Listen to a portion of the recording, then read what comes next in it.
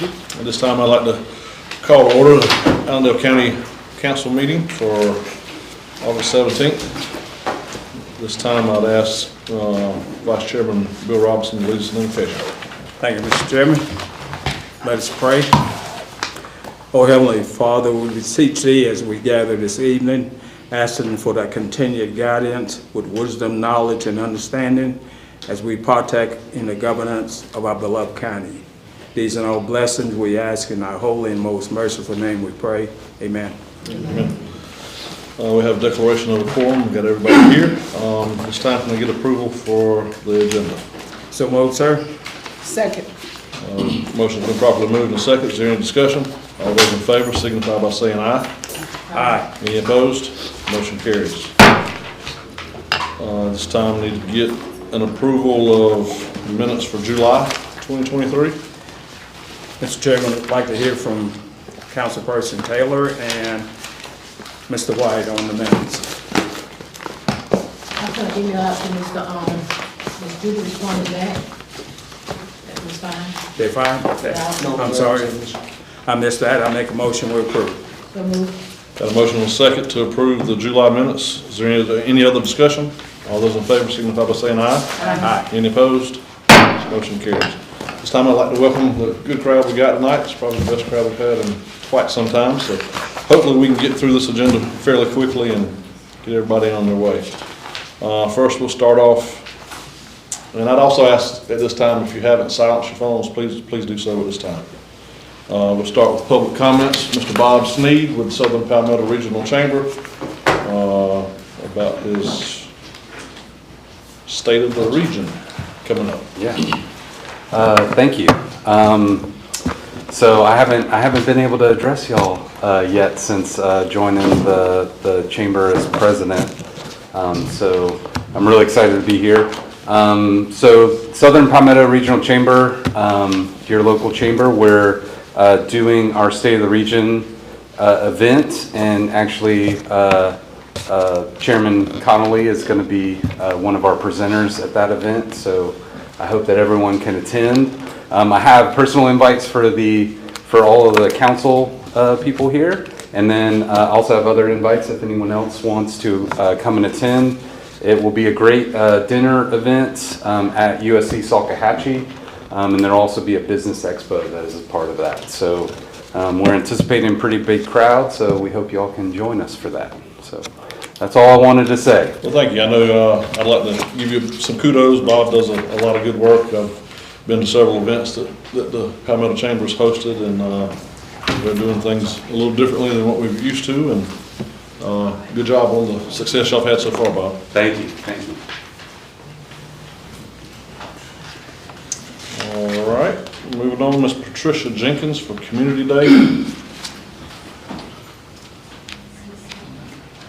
Good evening. Good evening. Okay. So, Renewed Faith International Ministries, and here are some invitations and letters, okay? All right. Thank you. Renewed Faith International Ministries, we are having a Community Day September 9th. It's going to be at Renewed Faith. It's going to be on the outside. It's going to be from 11 to 6. It's a community event. We're going to have different activities for the family. We're going to have vendors, entertainment. And our reason for having this event is to promote unity, faith, and fellowship in our community. We've been doing this for several years now. And as I said before, it'll take place September 9th from 11 to 6. I want to invite you all to come out. I want to invite everyone in the room, the community, to come out and join us.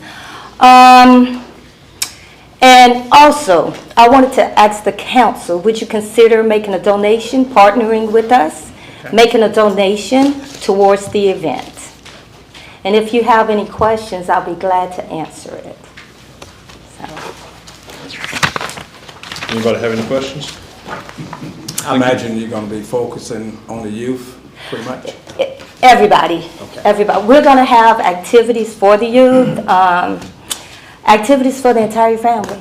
It's a community event, so our focus is everyone in fellowship, faith, community unity. So our focus is going to be for everyone, and we want everyone to come out. I also would like to extend the invitation, if you want to come out to share some information with the community, we can allocate some time for you to address the community as county council also. So, thank you for your attention. Thank you very much. All right. Miss Ann Rice for SC 250 and the Allendale County Museum. Good evening. Good evening. I've talked to y'all about the signs, interpretive signs and historical sign that we're working on for the different places, you know, about putting them at the landings and that sort of thing. And I need the formal approval of that. I asked Judy to prepare a letter so that I can submit it, because I have, even though it's your property, it's owned and it's a county historic monument and it's a county historic thing, 250, I still have to have that to submit with a grant, that y'all are okay with it and that it's in maintained areas that y'all do anyway, so it won't be any, it will be maintained, not any extra work on you. So I need that signed, and we're planning, the historical sign will be at Burton's Ferry. It will be at the place at where the middle of the trail, where there's a good open place that's going to be there. Okay. And there will also be an interpretive sign there. And we'll talk about probably the Massacre of the Brown family on that interpretive sign. There'll be one at Cohen's Bluff, and we'll talk about Matthews Bluff and the Battle of Briar Creek on that one. And on Johnson's Landing, we'll talk about the river and how important the river was to the Revolutionary War in Allendale, because Georgia was British. And so, you know, there was a lot of traffic on the river and a lot of back and forth. So the river was a critical part of the Revolutionary War in this area. So those are the three interpretive signs we are applying for a grant for. We've already gotten the grant for the historic monument, but I just got to get it approved now. So those are things. Now, we haven't got anything for Little Hill yet. I'm still trying to find out what happened up in the Martin Millette area during the Revolutionary War. We have discovered that there is a fort that was a Revolutionary Patriot fort on Creek Plantation, but it's in Barnwell County. So we're still trying to find some activities that happened up in that area. And if any of you know anything about the Revolutionary War, we are seeking all the information anybody may have, because you'll be amazed at what happened in Allendale County during the Revolutionary War.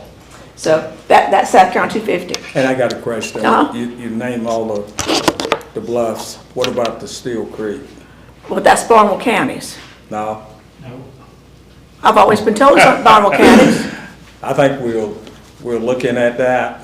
Barnwell has made a request, or will make a request, but for years now, we've always claimed it to be in Allendale County.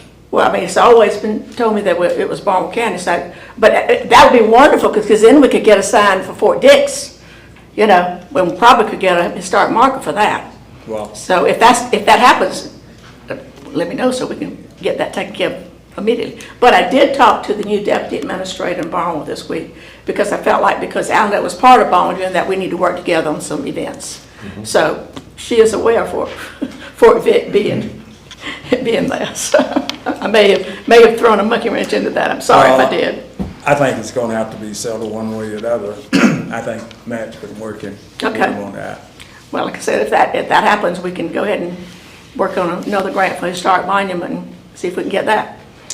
So the other thing is the Historical Society, and of course I'm still concerned about the museum, and we have not heard anything but from the grant on the roof project. So I don't know if our administrator has heard anything, but I have not heard, so I don't know where that is. So, and also that we're going to have our third quarterly program on September the 30th. It's going to be a great program that Mr. James White is getting together on genealogy. And it's going to be from 2 to 5 at the theater. So the public is invited to that, and there's some really interesting things about DNA and, you know, how to do genealogy if you're interested in it. So that's all I got. Thank you, ma'am.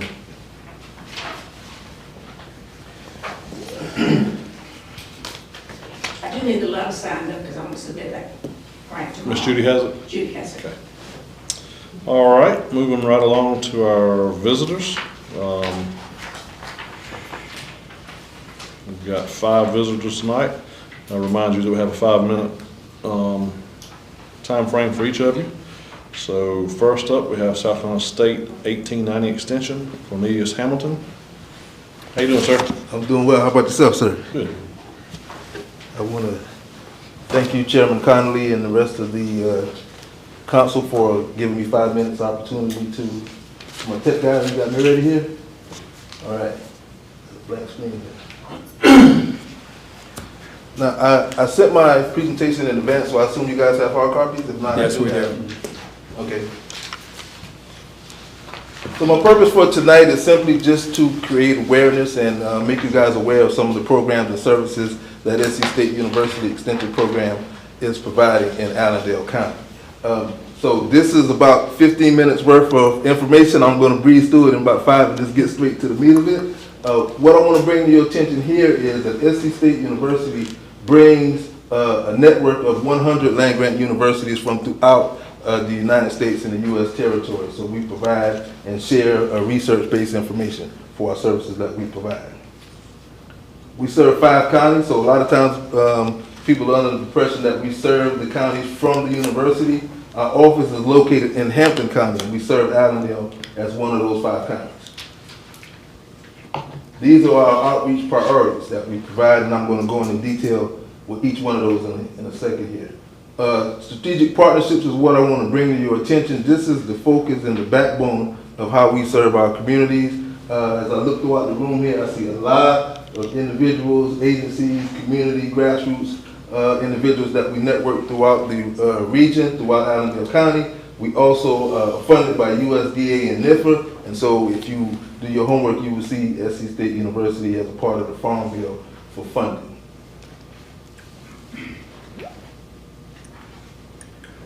What I want to bring to your attention here is that our services specialize in providing opportunities for underserved and socially disadvantaged communities. So that's how we target which areas we provide our services for. We want to address issues and challenges that are faced in communities that are limited resources underserved. So the first project area I want to bring to your attention is our 4-H and Youth Development Program. This is our program designed to address issues and challenges for our K-12 community. We have 4 program areas: citizenship, civic engagement, healthy lifestyles, financial management, and of course, streaming. We provide summer schools, summer camps, after-school programs, school enrichment programs, a lot of residential camps, and we enroll students from Allendale County throughout the year. We partner with churches, schools, and things of that nature to provide these program areas. Community Economic Development is our program designed to help with small business development, nonprofit organizations and development, and we also focus on adult and youth entrepreneurship programs. This particular position here is currently vacant, so we are going to be applying, we're going to be searching for a candidate to provide education and services in this program in the near future. So if you guys have anyone that you recommend, we would definitely be looking forward to hiring somebody from Allendale County to fill that position for us. Family Nutrition and Health Program is designed to help our families with nutrition, budgeting, mental health, and the family structure. So we prioritize what we have listed here: nutrition, being active, financial management, and then of course mental health is a strong challenge that we kind of overlook in the community, so we want to prioritize that so we can provide some services to address those issues as well. Education, innovation, and support. This is our fancy term for college preparation. All right, it's designed for high school students, and specifically what we found through research is that a lot of our high school students in this area, they randomly pick a school and they randomly pick a major. So we have this program designed for them to take a strategic approach for picking a major that fits their interests, fits their financial background, and fits their personal goals. So that is this program. We currently have a part-time staff member that works at Hampton County High School that provides an after-school program. We also do college one-on-one workshops. We actually brought our staff down to Allendale Fairfax High School last school term to meet with the juniors and seniors regarding college preparation. We also provided a campus tour for those students. Sustainable agriculture or natural resources. This is specifically another fancy term for small farmer and producer assistance, home gardens, beef cattle, meat goat is one of our big ones, and then we specifically teach them on risk management, how to make wise use of the resources that they have on the farm. A lot of our farmers don't have the high dollar equipment, irrigation, the high dollar tractors and things like that, so we come up with strategic ways for them to network with each other and employ the best use of what they actually have. Some of our program highlights that we're very proud of: we signed a $70 million contract called Climate Smart. It's a national initiative that we signed with Clemson. A lot of farmers we have registered from Allendale County is going to benefit from this program, and specifically what it's designed to do. They follow the practices that we recommend, and they actually get an incentive for simply following the practices, and it's on a per acre basis. So some of our farmers can get up to $1,500 per acre just by following the guidelines. And so we also did a book distribution tour. We partnered with the company that provided us 6,000 books, and so we've been distributing books throughout the region, specifically Allendale County, at no cost. And not to prolong the time, but a lot of these other projects that we have here, residential camps, we hire college students for internships over the summer. Like I said, local partnerships. A lot of you guys in here are familiar with some of our partnerships. And we also provide scholarship opportunities specifically for students in rural areas. So we have scholarships that we only offer to students that are in Allendale County and other underserved counties. Now, of course, I put on my new suit to come stand before you because I do have a request, okay? I want to start here, letter of support, because you guys have already honored that request. About a month or two ago, I put in a request for you guys to give us a letter of support for the Urban Forestry Commission. We expect to hear from that grant inside of this month to notify us on whether or not we're going to be able to provide up to about $350,000 worth of funding for trees, employment opportunities, some equipment, things of that nature. In-kind requests and facility use. A lot of the challenges for us being servicing multiple counties, a lot of times we just need a facility to host our programs. So I'll be seeking out to the county whenever it benefits Allendale County residents to provide some in-kind services or potentially allow us to use some facilities at a limited cost. Also, advocates and volunteers. Again, another challenge for us is sometimes we just don't have enough bodies to provide some of the services that we want to provide. So we'll be seeking you guys, if you have any advocates or anyone that's a volunteer that can help us provide some of our services, would be great. That would help us expand our reach. And last but not least, just marketing our programs. Another challenge for us is a lot of times we provide services, no one knows about it, no one shows up. So if you guys can help us with marketing, that goes to everyone in the audience, that would be our last request. Any questions or any concerns? Yes, sir. I have a question, Yes, Mr. ma'am. Hamilton. You stated that you're waiting to hear from a grant. Yes, ma'am. And I think Mr. White explained that to us Yes, at ma'am. a previous meeting. We just had a park to open up in the Martin area. Mm-hmm. And what kind of area are you looking at to plant these trees? Because they're in need for shrubbery or trees or whatever the grant is going to provide for. So the grant is a collaborative effort between SC State and the county. So if we're awarded the grant, it would be a network. We would actually have a meeting with a landscaper to decide on the best place according to your guys' need of where you want to put those trees. So we could plant them anywhere around the county. Well, I wouldn't say anywhere. There is a rubric that we have. It's based on census tracts. And so I can say that based on my recollection of that census tract in this map, it's only like maybe, I think it's a 15 square mile radius that is not eligible, for that plant. So I'm almost certain that the location that you're talking about falls into that criteria. Falls into that 15-mile radius? Falls outside of the 15 Okay. mile radius, so would be eligible for the plants, yes, sir. Okay. My question is approximately how many families or students you serve in the county? Specifically for Allendale County? I would say specifically for Allendale County, Youth would be, I think it's 125. That's total from K to 12. And families would be maybe like 20. If I'm being honest and transparent, we struggle with adult participation.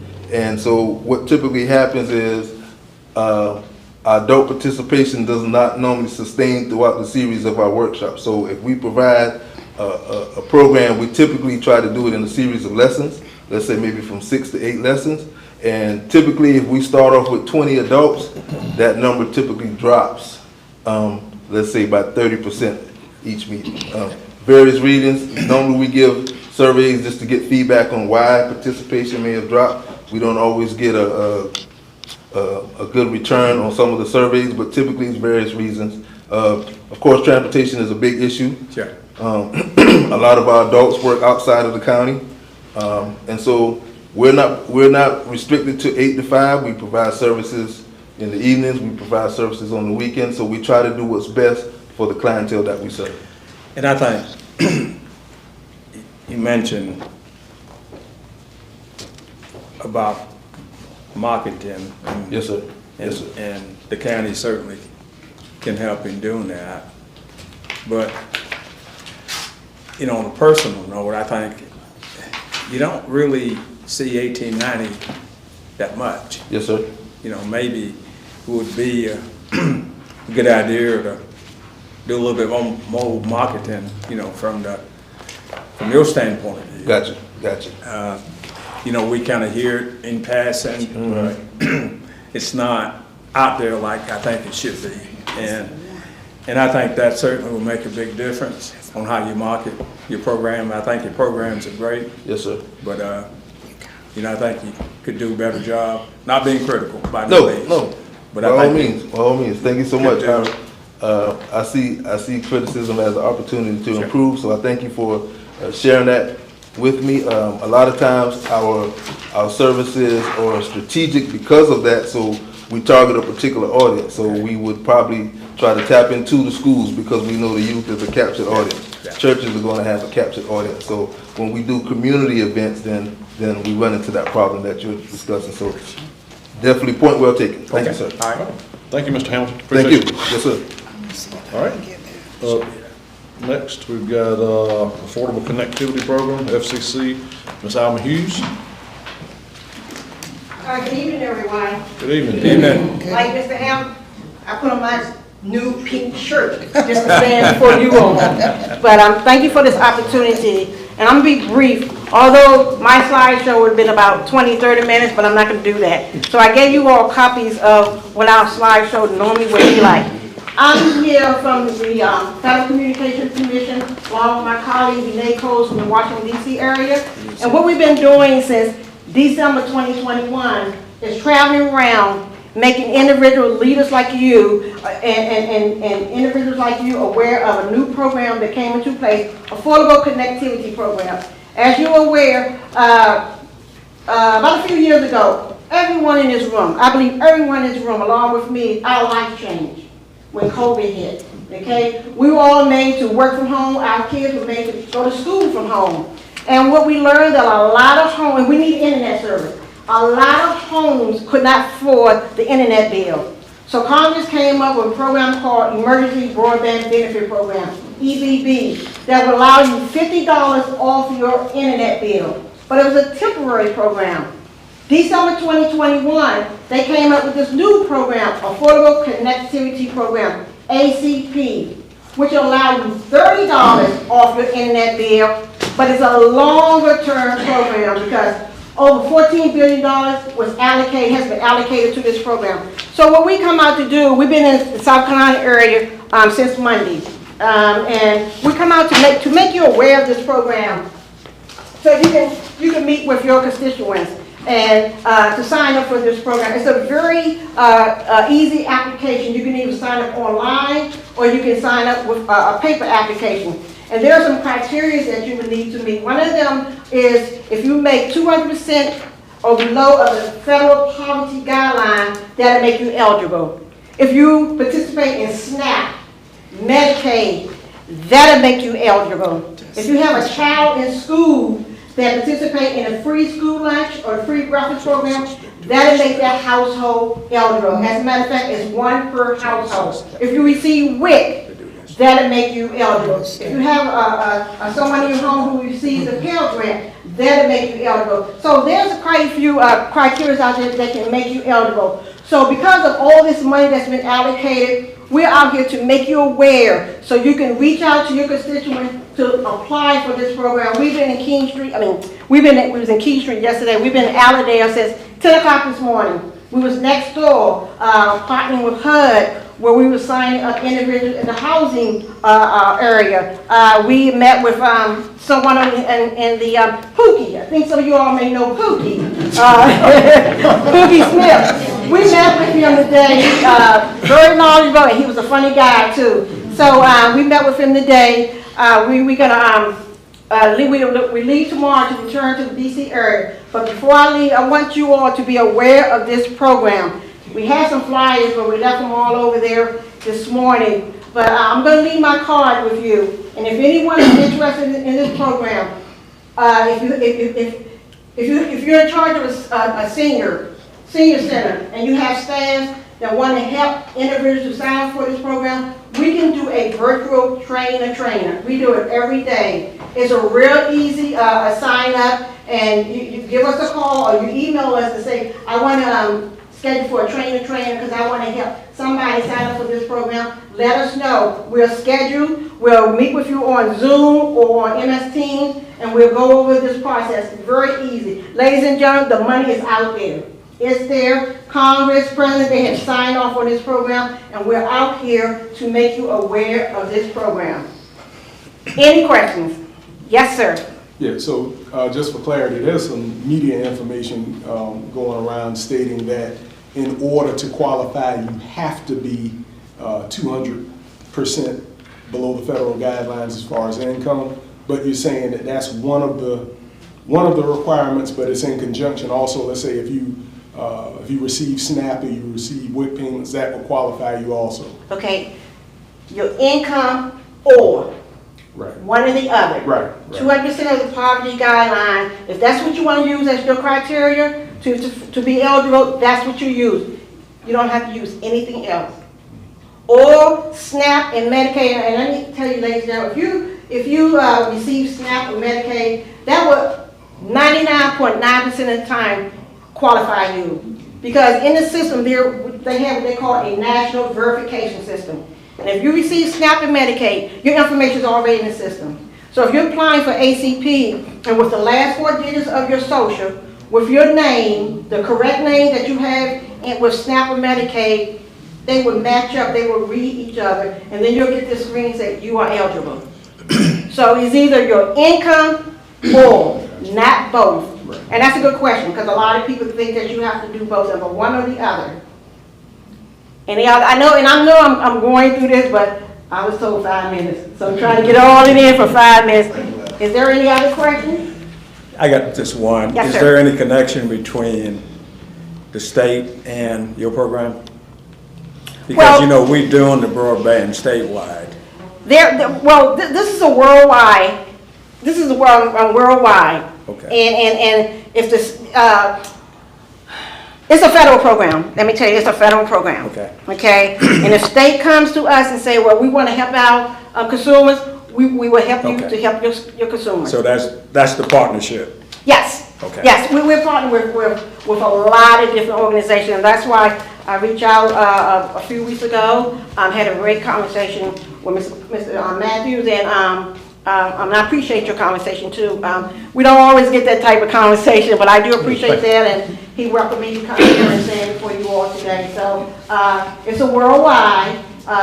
If you're interested, I'm going to leave my card. Please send me an email, and we will try to make this work, and we're going to help somebody in your community. Any other questions? All right, thank you, All Ms. right. Hughes. You may see us sneak out of here because we need to get back over to Orangeburg. Thank you very much. All right, for your thank you. presentation. Thank you. Are you gonna leave your cards with us? Yeah.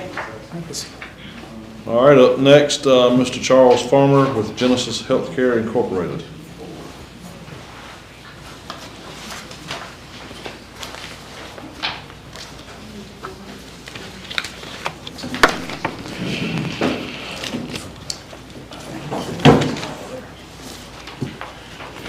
Mr. Chairman, members of the council, I will be brief, but thank you for the opportunity to be here this evening. My name is Charles H. Farmer, F-A-R-M-E-R, and with me tonight is my colleague Landon Graham. Mr. Philip Taylor is also here. Philip is a member of the Colleton County Council and also a member of the Colleton County Chamber of Commerce. Genesis is a not-for-profit organization with medical practices in Darlington, Florence, Atlanta, Lamar, North Charleston, and more recently, Walterboro. Our corporate headquarters is located in Columbia, and we currently have a staff of approximately 250 employees. For your information, we have begun construction of a new medical facility in Walterboro, and we have a budget of about $17 million to complete that project. We are also in the process of purchasing, as of the day, I think, property in Yemassee for a potential future medical practice in that community. They have no medical care, no pharmacy, no doctor, no emergency services, and are very much needed. The goal of Genesis is to provide the best medical care to all patients, especially those on Medicare and Medicaid, as well as patients that are underinsured. In addition, we charge patients for medical services based on their ability to pay.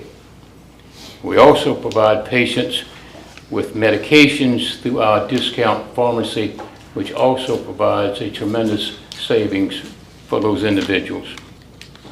Mr. Chairman, the CEO of Genesis Healthcare, Mr. Tony Magna, and I visited the town of Allendale 2 weeks ago. I've been here on a number of occasions, but Mr. Magna came down to take a look.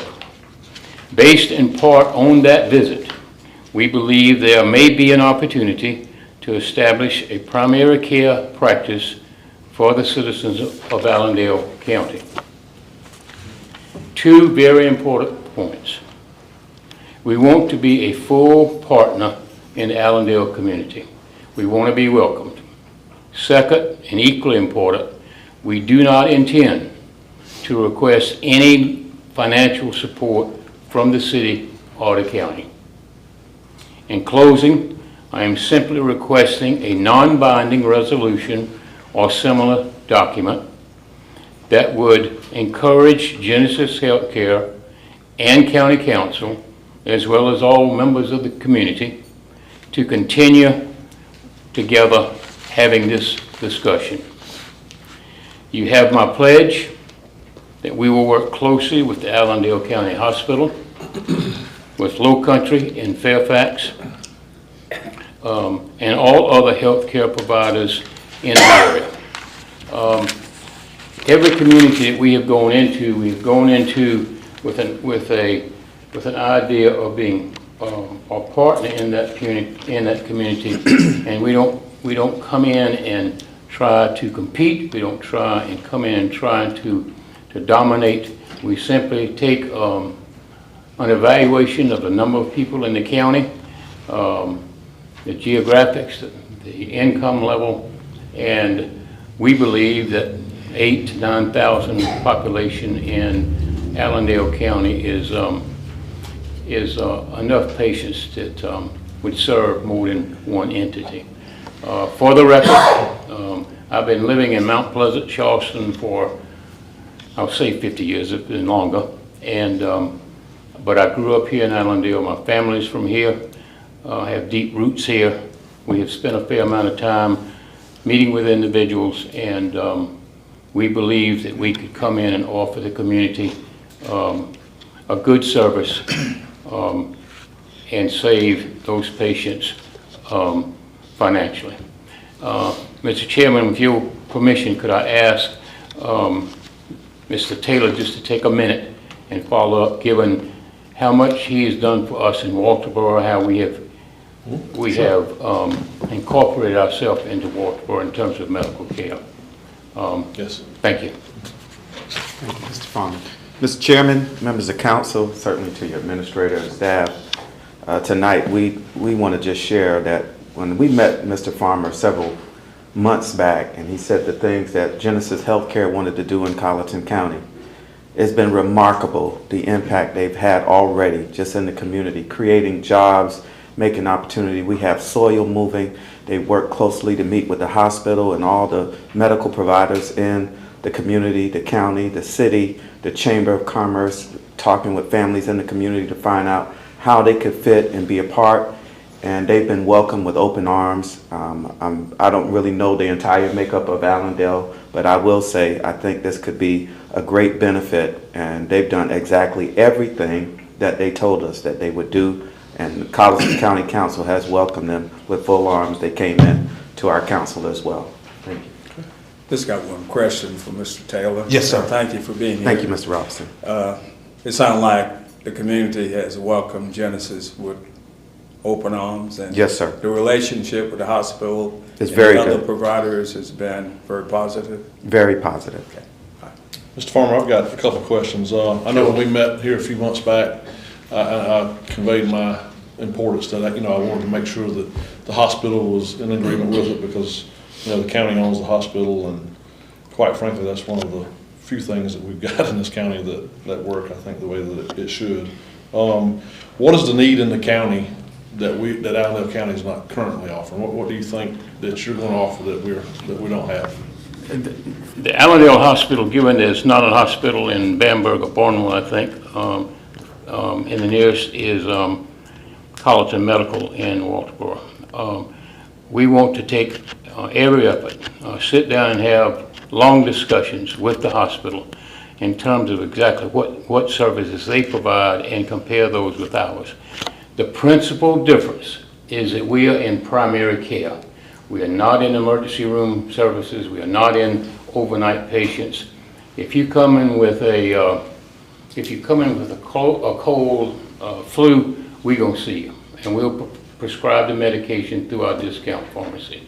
If you have a broken finger, a broken arm, if you have a laceration on your arm, we go send you to the hospital.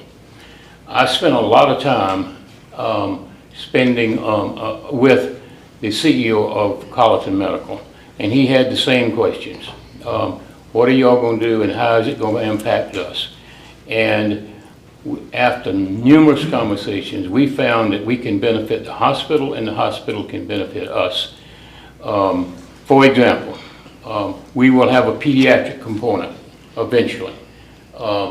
When the mother gives birth to the child at the hospital, that child comes to Genesis Healthcare in Walterboro, and we provide those pediatric services to that individual. Now, our approach is healthcare throughout life, and so in the facility in Walterboro, which it won't be as large here, but it'll be similar. You come in as a newborn, you spend time in our pediatrics. You come in on a regular basis and you get the medical care that you need. When you become an adult, then you move over to our adult side and you get the same services. In other words, we look at it from life to long-lived individuals. We do not get involved in emergency care, overnight care, or any of that. And after a number of discussions with the hospital in in Walterboro, the local physicians, we found a way that we can work together. The hospital in Colleton County calls me frequently saying, look, doctors are hard to find, very difficult. We had 3 applicants. We could hire 1. I'm going to send you the name of the other 2.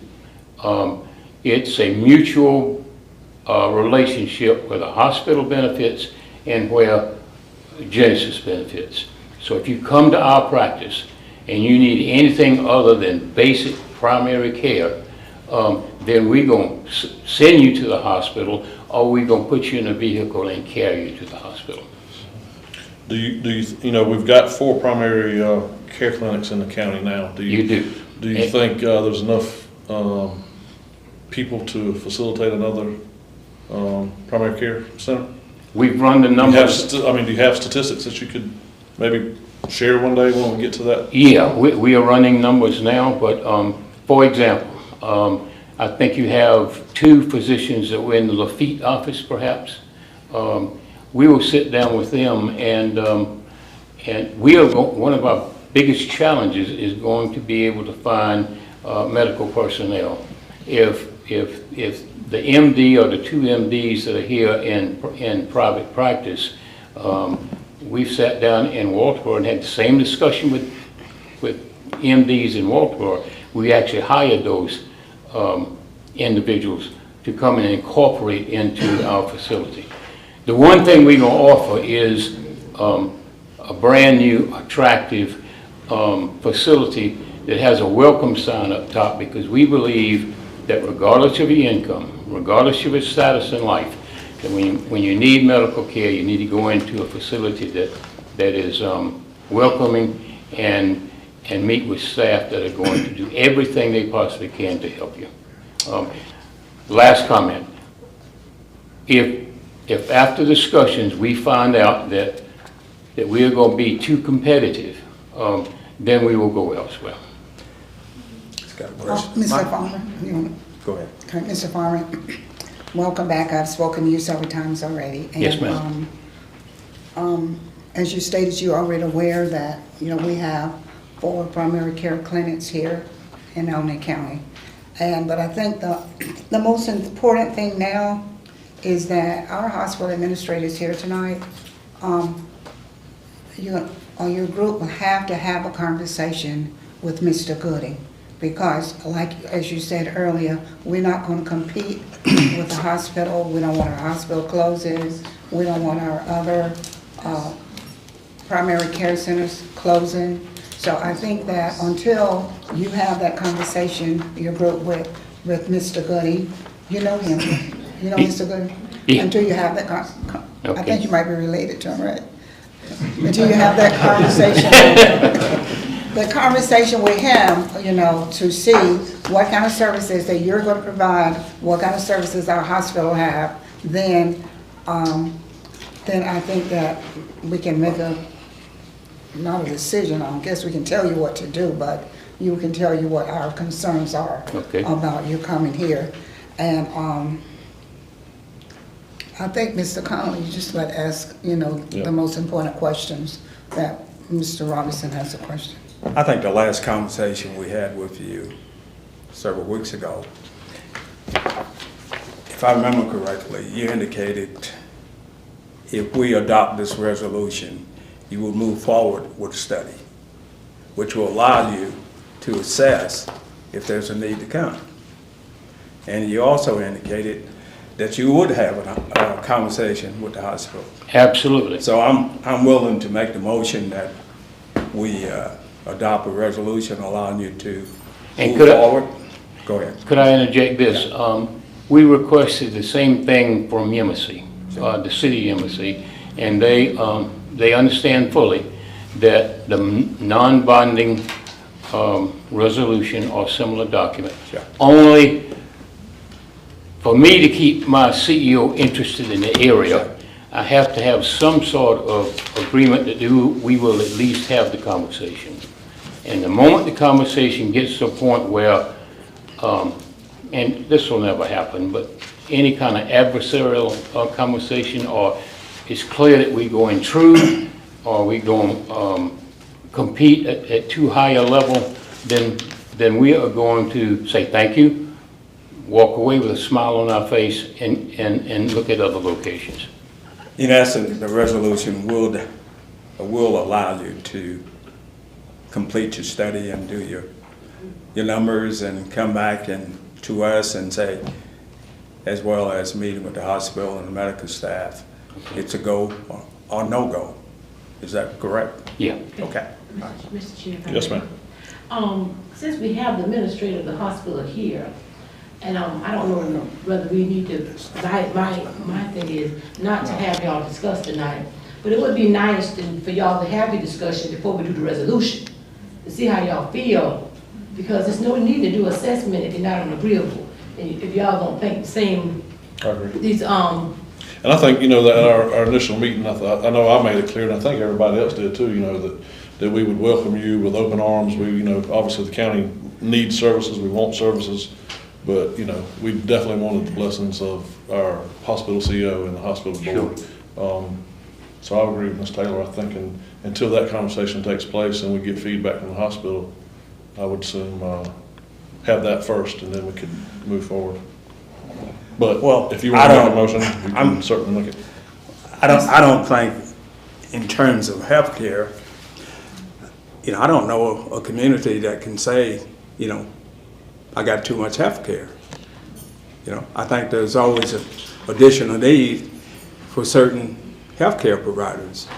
And if the resolution gonna allow you to do your study and work the numbers and have a conversation, if you have a conversation at this point, what are you gonna base it on? Because you don't have the numbers to support what you may or may wanna do. So I think the resolution should be the first step. It would be real helpful because a resolution is going to be non-binding, but we are going to spend a considerable amount of resources doing all of the background work that we need to do in terms of population, payer mix, after we have conversations with the hospital and as well as Low Country and Fairfax. The resolution is not to do something too quickly, but it puts us in a position where we're going to put resources in. And again, you have my personal pledge. I grew up here. If things go in a way that I anticipate them not going, then I will be the first to stand up and say, look, it's best for us to move to Hampton or wherever. I can tell you the experience I had about 5 years ago when a company was looking for a place to put a dialysis operation here in the county. And my question was, why? We already got one. And their answer was, based on the numbers, you're gonna need another one. Right. And they were right.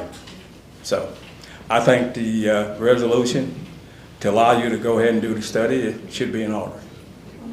And It would help me. He like, cause he was looking around like you might want to say something. You say no? All right, anything else? Any questions? All right, thank you, sir. Is there any? I said, the last meeting we had, he said he was gonna meet with us.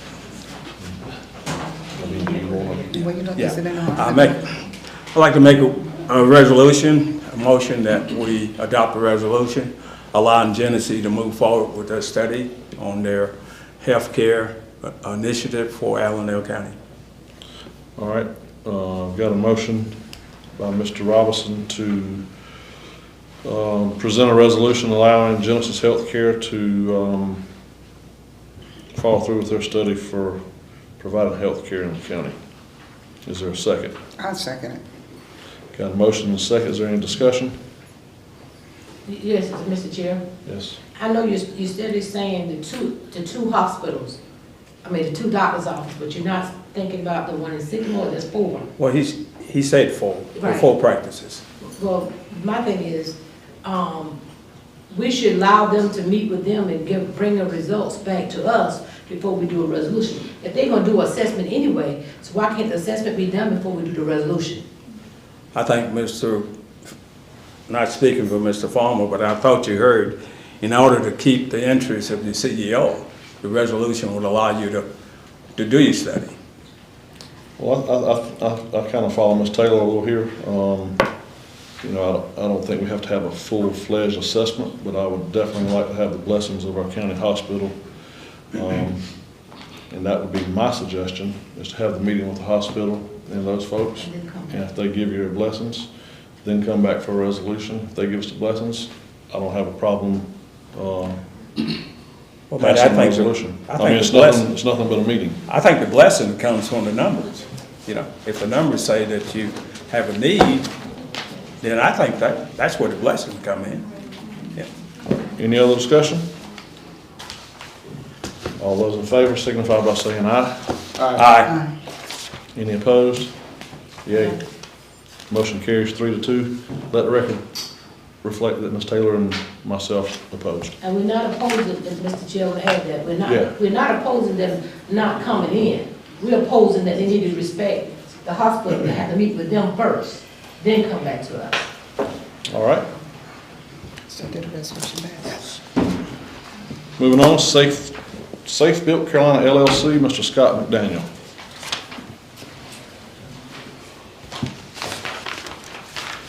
Good evening, council. How are y'all doing? Good evening. My name is Scott McDaniel, with Safe Build, South Carolina Operations Manager. And here's a little bit of information about our services. What you said? Oh, Scott. Our organization has been established in South Carolina since 2012. We serve multiple jurisdictions across the state of South Carolina. We even have a local presence, near Allendale here, Allendale County, city of Barnwell County, town of Allendale, Walterboro, Hampton County, Varnville, just name a few in your area. All of our staff are ICC certified, as well as South Carolina licensed. We do have 3 Master Code professionals on staff that are certified with the International Code Council. The MCP is the highest certifications that you can achieve. So our knowledge base with staff is, we're very qualified to, provide services. Part of our core primary services in South Carolina primarily are building official, plan review, inspections. We do offer other services, but primarily that is what we do in South Carolina. We have, a lot of resources and people that we can reach out to within our organization to help with, such as engineering services if they ever needed. We offer a wide array of services, and look forward to potentially helping you guys out in any capacity that we can. If you have any questions, I'd be glad to answer any for you. Do you have a home office locally? I mean, where are you working out of locally? We have an upstate office in Anderson, South Carolina, and then we also have another office in Mount Pleasant, South Carolina. And then we work out of the jurisdiction offices, or we report, to the jurisdiction and then just work using their offices. So your inspectors would come from those respective home Yes, places? primarily home base. What kind of contract do you offer? Yearly basis? We would, whatever you guys will be comfortable with. Typically, it's a 1-year contract with auto renewal. Primarily, toward the end of the 12 months, our account manager would reach out to you guys and ask about the services and see if there's anything you want to add or continue, or just continue as is, or we could provide a temporary basis. Basically, however you guys wanted to structure it, we would follow that at your request. The frequency in terms of inspection, would that be covered in the contract too? Yes. Say for instance, within a 4-hour, 8-hour, I believe we put it in 24-hour. there. It would be if they had scheduled inspections and requested them today, then if the county let us know by 4 o'clock today, we would be here tomorrow for next day services. so. And forgive me, because I've never dealt with this, the contract would be on a per inspection basis? Payment per inspection? No, it's, Or so we you're- proposed to you guys an hourly rate or hourly proposal.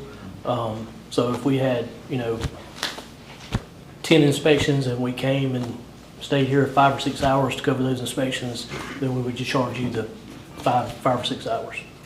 Does that include travel time? Yes.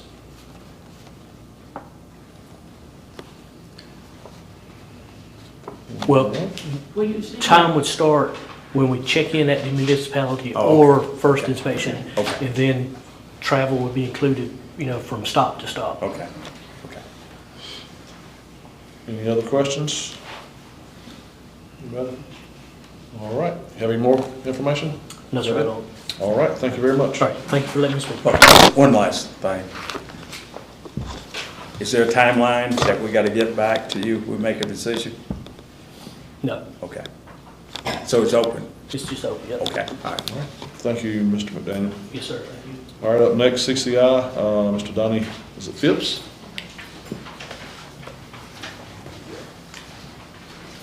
Mayor, members of council, thank you very much for this opportunity to speak with you tonight. Like Ms. Lewis and her interview with me and Mr. Moll several weeks ago, and very thorough. You've got a booklet in front of you, tells you a lot about CC&I. CC is a family-owned and family-oriented business. We're located out of Roebuck, South Carolina. I'm in St. George, South Carolina, about 45 minutes down toward the coast. The gentleman who's sitting back is Mr. Wayne Willis. He is the CEO of our company. He is here just in case there's a question I can't answer. As you go through the book, you will see the qualifications of each one of our staff. Master Code Professionals, 5. CBOs, probably 5. All the inspectors there have certifications with ICC. We do not allow any inspector to do an inspection that do not hold an ICC certification with. Tony Williams that you see there and TJ Neighbors up front. They're one, 2 of our managers who handle residential, commercial, engineering buildings, school buildings, and things like this. We currently have been close to 1,000 K-12 projects that we have completed, from renovations to new schools. We've even done 450 square foot high school in Catawba Ridge up near York, South Carolina. We have done services not only with quite a few schools, as you'll see in the very back, in high schools, but originally 2-1 was the reason we just finished. But in the back, you'll see a lot more high schools and engineering buildings that we do. Town of Irmo is the largest project that we have right now, our jurisdiction that we do, as far as permitting, that we are the building department. One of the things that we are very pleased with, and I think Scott is too, that you call us today before 4 o'clock on a business day, and if it's Friday and Monday, we're going to be here, or Tuesday, we're going to be here from the Monday call. We'll have an inspector on site. Our inspectors will be in communication with your contractors, as well as the town if we need it. Mr. Moll has been very good working with us, and Ms. Alice, who is the permit clerk, and of course Ms. Lewis too. If there's a problem, you're going to see me. I'm going to come up here not once a week or a year, but probably about every quarter, just to check on things, see how things are going and what we can do to improve. The brochures you have in front of you are a lot more detail in the sense of services that we can provide. Key thing being is being here on the next day and getting things done. If we're going to be late, we're going to call the contractor. Peer review takes anywhere from 2 to 3 days on residential construction, depending on the number that's in the office. Also, it takes anywhere from 3 to 10 days for commercial projects, depending on the complexity and so forth. Y'all were asked, we were asked to provide you for a building official who can sign COs. In other words, it takes a certified building official to sign a CO in the state of South Carolina. We're not only going to provide the plan review. If you need fire service, John Farmer, who works with us, came from the state fire marshal's office. In a short time, he's already got his CDO as a certified building official, fire official, and several other certifications. He's also in that book. I don't think the CBO is mentioned. Plan review, I mentioned, we do cover that as well, and very quickly and very expedite all our services. Building inspection services for construction our next day. And we work with the fire marshal, with the fire chief here in your town with the inspections. We like for them to know we're going out on maybe the first project startup, to let them know we're going out on a rough end inspection, because they're very important at that point, as well as the final inspection. Your fire chief and fire marshal are responsible for that building when it's turned loose. So we want to be sure we're in compliance with what they see and they think, as well as we'll discuss those aspects with them. We'll work closely with your zoning and your business license as to contractors who are coming into town, so you'll know who they are. Do they have a business license for your town? The idea is to bring money back into your town, but provide services for the contractors and the people who are buying this building and want it inspected correctly. We have quite a bit of million aggregates on insurance. You can see that on the bottom of the white papers inside. And if Wayne stands up, I don't know if he did, but he's standing in the back, he's our CEO. And if you have any questions I can't answer, I'd love to have him help you. We did do the Walmart Distribution Center in Dorchester County. We helped out Dorchester there. We also doing the one in Inman, South Carolina. We also have done several plan review and inspections for Fort Mill and Goose Creek Hospital, Edgefield County Law Enforcement Facility plan review, inspection services, and we're working very closely with town of Yemassee, Estelle, Hampton, who are close in proximity around here. We're also in conversation with the city of Allendale. All right, any questions? Your contract would be on an hourly basis, more or less? Be on an hourly basis, except for the building official here would be on a monthly basis. He's available, Ms. Wills is available any hour of the day. I hate to say that, but he gets the message and get back to you as quickly as he can, but he's very approachable, which is unusual. Okay. All right, any other questions?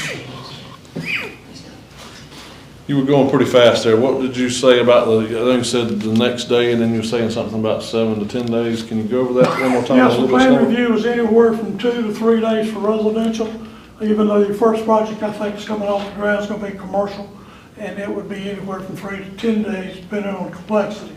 Size of the building that I've been informed in would probably take all 10 days plus, but we keep you informed as we go forward. The 4 o'clock is if we get a call to inspections from the office, that you've got 10 inspections, whether residential or commercial, we'll evaluate that and get the inspector or inspectors here as quickly as we can the next day. Okay. And if they're running a little late because they got traffic on 926 or where they're coming from, then we'll call that contractor and let them know. All right, anybody have any more questions? All right, thank you, sir. Thank you. All righty, moving on to council reports. I'll be first, and for the second time, I'm gonna be fast. First of the month, we attended the South Carolina Association of County Annual Conference, and I'm proud to say that all 5 of the council members attended. I think it's been quite a while since that's happened, so proud to report that. Our interim administrator, Ms. Chanel Lewis, was there. Our clerk of council, Ms. Judy Kynard, and our newly elected treasurer, Ms. Valerie Smith, also attended. So your county was well represented at the conference. Me and Mr. Robinson and attorney Walter Sanders met with Lily Solar. As most of you probably know, we've had some problems receiving some fee and lieu payments from Lily. We were able to negotiate, I think, a fair deal with them, so we should have all money paid up by July of 24, which is going to be a big help. Next year or this year? Next year, 24, July 24. Probably got some money, that's why I asked that. Yeah, not yet. We also had the first reading of our budget in name only. We've still got some work to do with that. We've got quite a few big gaps to fill, and I know Ms. Lewis has been working very hard on some things that we have requested, and I know we're going to meet soon to hopefully finalize all that good stuff. Finally, I'd like to report that the Law Enforcement Consolidation Committee, we haven't met in a while. For those of you that know, we've retained a lawyer, Tommy Morgan, out of Columbia, that was recommended by SCA and the Commerce Department to help us with some answers that the committee could not answer to some people in the public. So he's going to be here on Wednesday, August the 30th at 6 p.m. at the Brandt Building. All the committee members are invited, and any public officials or private citizens, whoever wants to attend, is more than welcome to come. He's been made aware of questions that the citizens and people have asked that we have not been able to answer, and he's going to have some answers for us. So I expect this to be a very informative meeting that hopefully we can take some information and decide how we're going to move forward or not with police consolidation in the county.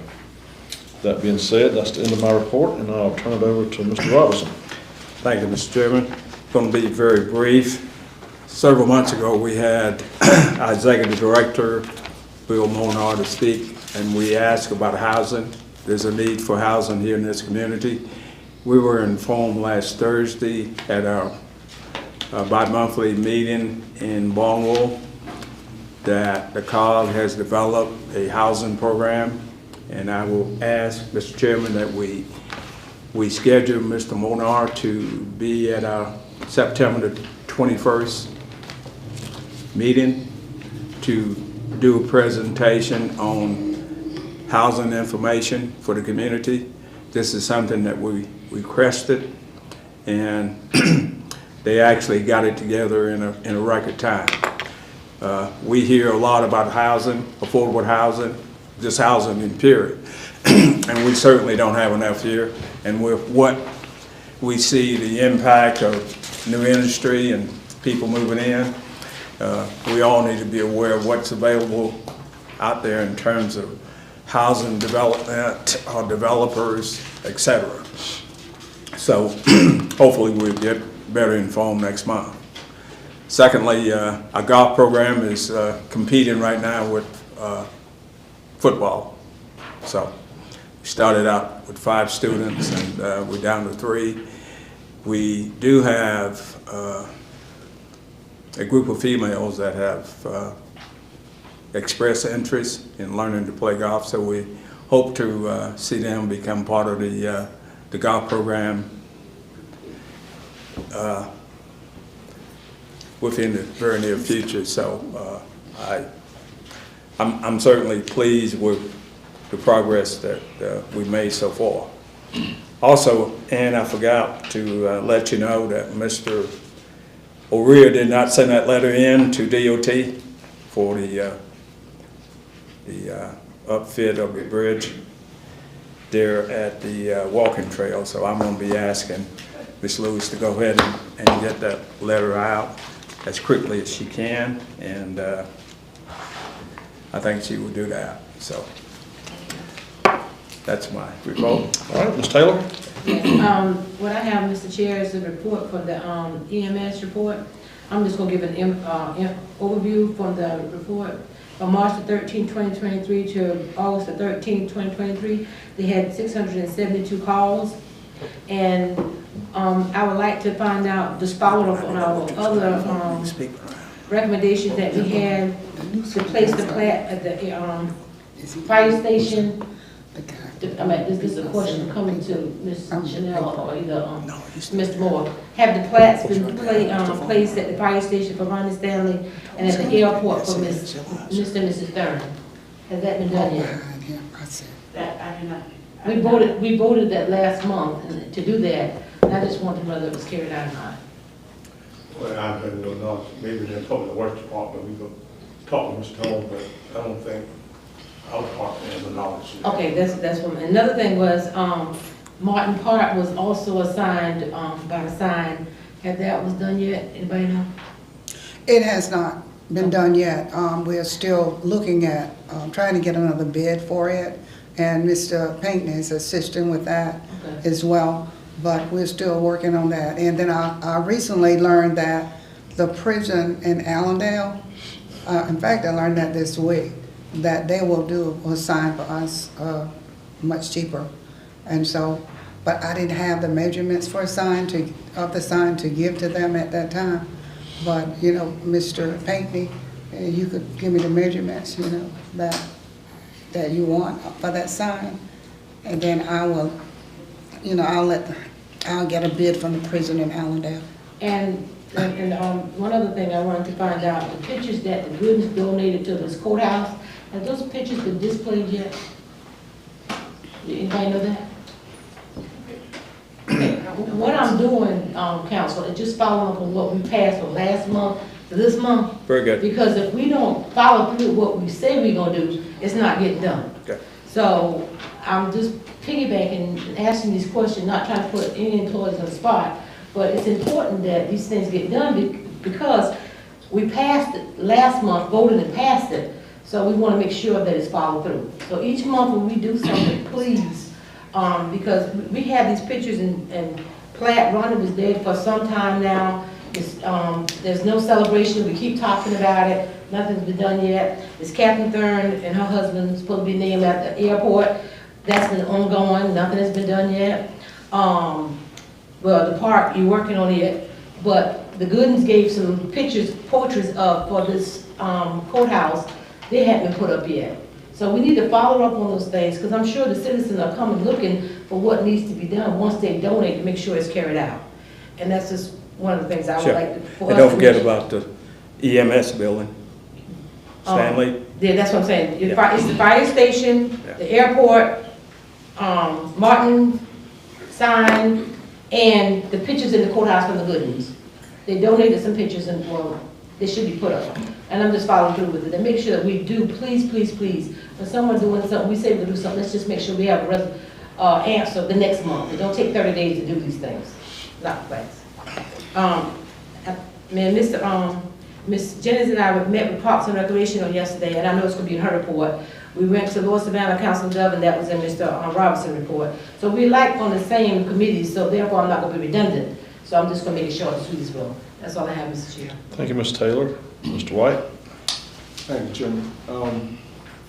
Chairman Collins mentioned the South Carolina Association of Counties Annual Conference. I would be remiss if I didn't say, as a first-time councilman, I definitely learned a lot and appreciated that opportunity. And I'm excited to, to kind of take on a lot of the things that I learned at that conference.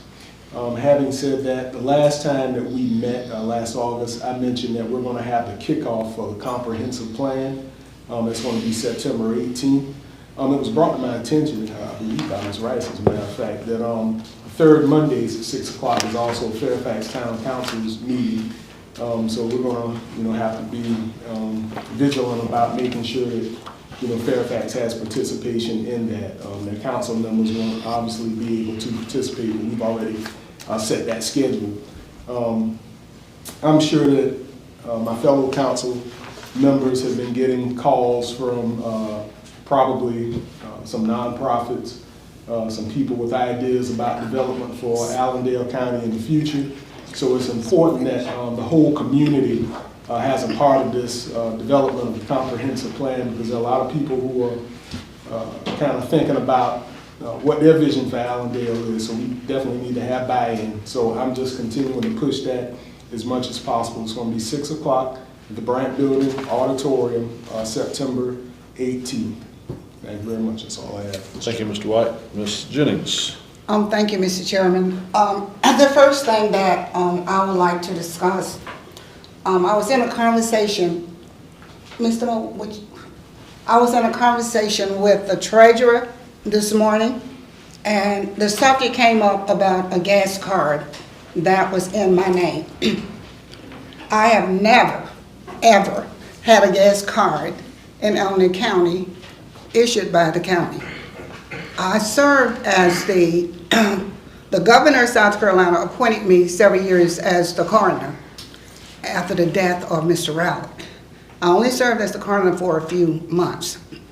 During that time, I was never given anything. I drove my own car. I bought my own gas with my own money. I was never given a gas card. After that, I served actually 12 years in the coroner's office. During the 12 years, I was never given a gas card to serve in that position. But for somehow, I don't know what has happened, but my name is on a gas card that's being used. I don't know what it's being used, but I was informed by the treasurer today. She wanted to know, why did I have a gas card? I don't have a gas card. I'm requesting, Mr. Chairman, Ms. Lewis, to remove my name immediately off of that list. I do not want to be charged by the Ethics Commission for having a gas card and the county giving me money for it. So please, Ms. Lewis, I'm asking that my name be removed immediately from that list. Can that be done? Yes, ma'am. Thank you, ma'am. Okay. What about the card? Have you found the card? I mean, what good is it? If you don't have a card, what good is... I don't know, somebody has a card with my name on it. I have a new listing because it was requested by council to look at the credit cards that were out there and the gas cards. I do have a new listing of the cards. Apparently the billing has not been changed to reflect the new listing. I'm going to make sure that I verify what the new listing says compared to the bill and make all the changes on the bill. So I found that out today because I do have an updated listing. I will make that change over. I'll make sure that gets taken care of. Thank you very much. The other thing that I want to discuss that I have a proposed request to our delegation, to our Senator Tim Scott, to Congressman Clyburn, Senator Brett Hutto, Representative Lonnie Hosey, in reference to a fire station in the St. Mark area. I have the resolution, proposed request for council to sign for me tonight, going to the delegation. I noticed that in the packet, Ms. Judy, it was just one for Senator Tim Scott. You have the other ones? I've got the original. Ma'am? I've got the originals. The originals, okay. Well, okay. But anyway, I'm requesting funds for, and actually I'm requesting $1.2 million from our delegation for fire station it's a rural area in Allendale County. And they're quite a distance from a fire department. You know, by the time a fire truck gets there, you know, the house could be burned down or some people may have died because of the lack of fire protection in the rural area. So I have requested funds to help us build a fire station in the St. Mark area, and it is the only community in Allendale County, the only, and it is mostly African Americans that do not have protection, fire protection. It's the only area in Allendale County that do not have a park, a mini park. All other areas have fire protection, and all other areas have parks. So I am recommending that, or I am requesting funding for the fire station to be, at some point, to be built in the St. Mark area.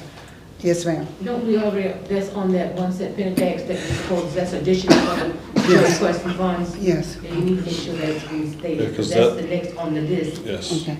That's additional funds that you're requesting, other than we already have, Ms. Jennings, to Well, build the funds site. that we already have is not only for St. Mark, it's for the other areas in, it is for other areas in the county. Some of the money will be used for the St. Mark, but I don't know whether will be enough or what, but I requested more money anyway. Very good. Thank you. I'm requesting that money. I have, the next thing on my agenda, on my report, I have a copy of, for county council members. This is one page from the policy manual, Allendale County Policy Manual. I try to highlight it, but it's kind of light there, light yellow. But it deals with attendance and punctuality for county employees. The Allendale County Council Policy Manual states the importance of attendance, punctuality, absenteeism, and tardiness. Now, several months ago, our former administrator, former council, whoever, they tried to implement the time clocks to, I think they made an attempt. I don't know whether it was on the computer or whether it was, I believe I was told it was on the computer where the employees had to sign in on the, but there was some type of glitch in the system, so they had to stop using it. So at this time, there's no accountability. There's no accountability.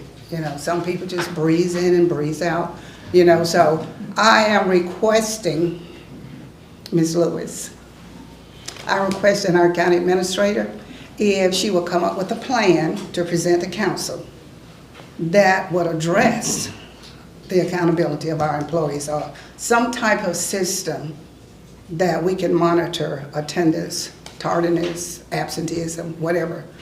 But we need some type of system in place. And an attempt was made to do that. But as I mentioned, it was a glitch in the system. NZET failed.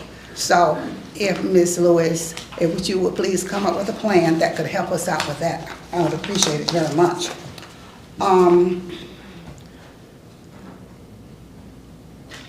Another thing that and I really don't have, well, I do have some information, but I would need some assistance in this, and I'm going to ask our hospital administrator, will he assist me in this, please give me some information on this, and if it's okay with you, Mr. Chairman. Yes, ma'am. Several months ago, Ms. Michelle Mitchum presented to us something about a grant for community paramedicine, and I think that grant, Mr. Gooding, would you come to explain that grant for us, please? The way I understand it is, I was approached by Ms. Meacham and by Lish Sapp. I hope Lish was going to be here tonight, but I don't see him. He was going to try to be here, but he was on phone call. So they came to me after the fact and said that we're going to start this community paramedicine program. Lish was with her. I couldn't tell whether Lish was supportive or not supportive of it, so I don't want to put him on the spot and say he was backing her up, but he is the one that brought her to my office. And so she had some grant funding of some sort to bring community paramedicine to Allendale County. She said she already had the grant funds. The reason they came to us after the fact was that they wanted the hospital's support to do it, and they needed my ER physician support to do it because they needed an ER or a physician to sign off on what they were doing. Well, my ER physician is also the med control physician for Allendale County EMS. He does that independently of the hospital. That is his job independently of what his employment with us. And so he said he did not like the way the program sounded. He was not in agreement with it, nor was I. But, you know, if they already had the grant funding, they could move forward with the program. And so basically the way I understand it is community paramedicine program. This company was contracting with EMS. They were going to get some money out of it through the grant, of course. But paramedics or EMS staff were going out into the homes, as they were called, to assess and treat patients and determine whether they needed to be coming to the ER, whether they could treat them in the field, and do some of that sort of stuff. You know, I'm not always in agreement with, you know, we got physicians and nurse practitioners and PAs for a reason. It's because they were trained to provide health care in a primary care setting. And so, we had one meeting with them, and that's all I heard. The next thing I heard was Ms. Jennings at my board meeting saying that they said they were coming whether they had our blessing or not, because they already had the funding to do it. So I don't know any more detail than that because I haven't been in conversations with them. I know that Dr. Baer will not sign off on their stuff. They're going to have to find a physician to do that. That's his prerogative. He's not comfortable with the program. And so that's as much information as I have at this point. I will say this, speaking of Lish, he sent us all a late email right before the meeting, and to paraphrase what he says, I nor representatives with Allendale County Rescue Squad endorse this grant submission without the involvement of the council, the Allendale County Hospital, its partners, Low Country Healthcare System, Sycamore Healthcare, or medical control physicians. So he's not in support of it either. Well, and that was my understanding that he wasn't, but I was a little confused because they just showed up at my office one day. There wasn't even a meeting scheduled. They showed up in the lobby, and when they came back, I didn't even know what they were there for. But Lish was with the young lady that came. Well, we met with her. We had one meeting, and we were told that they didn't need permission to come into the county. So well, they don't. If they're coming, it's a grant. So can they bring a physician from another county to come in? They could. I mean, as long as they've got somebody to sign off on what they're doing. The problem is, without Lish's support, I mean, they've got to have Lish's program for the EMS to run the program. And so without the Allendale County EMS, which is part you guys, and it's part nonprofit, part county. So without EMS providing the service, they can have all the grant funding they want, but if they don't have people to go out in the field and do the work, they can't do it. So yeah, I mean, they can come in and bring grant funds, but the grant funds are no good without the service. Okay. Well, So what's the big issue now? If they got the funding, right? If Lish say, don't come here, I don't support it, then it should go away.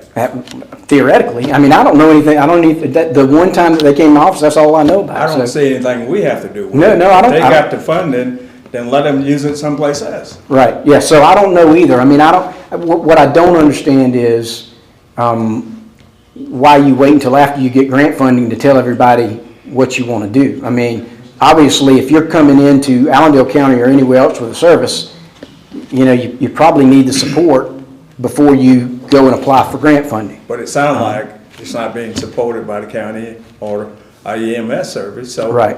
I mean, just let it die. Sure, yeah, I mean, again, if EMS doesn't support it and EMS is not going to contract with them to provide the service, it is going to die because they don't have anybody else to do it, so. Okay, thank you, Mr. Gooding. Before you sit down, I have one more thing Go for ahead. Mr. Gooding, before you sit down, and I'll place this in each one of your package, and this was from Ms. Terry Hicks from Allendale County Hospital. And I attended the county hospital board meeting, and there were questions about the county payment.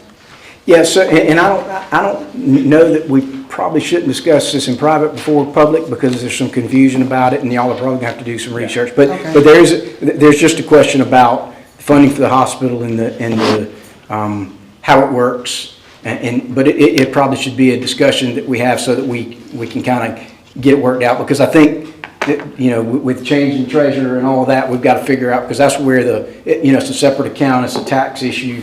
And so I think we probably need to do some more research before we have a public discussion. But did you get the email from her? I So we can sit and talk about that and try to figure it out and then discuss it another time if that's okay. Now, did you want to tell them, or you want to wait to tell the council about your good news, about your proposed program for the hospital? I mean, I can do it briefly. I mean, so, I mean, ultimately, we've got and I can't say a whole lot because it's an anonymous donor that's wanting to do some workforce issues in healthcare with the hospital. And so they're going to donate some funding. They've asked me to come up with a proposal as to what we can do to help the hospital with funding. I mean, ultimately, as you know, COVID has really crushed the workforce for us, as it has with everybody else. But really hard to find CNAs, especially at the nursing home. Really hard to find RNs and LPNs at the nursing home and the hospital. So we struggle a little bit with really medical workforce. And so what we're going to do is we're going to, at the hospital, our proposal is, if we can make it work, start our own certified nursing assistant training program. So we're going to start training our own CNAs at the hospital so that we can build our own workforce. We will train enough that we probably can't hire all of them, so we will have some train that we can utilize in other communities, other nursing homes, and hopefully we can continue to get some of this funding. But it's just a program to help us with the workforce.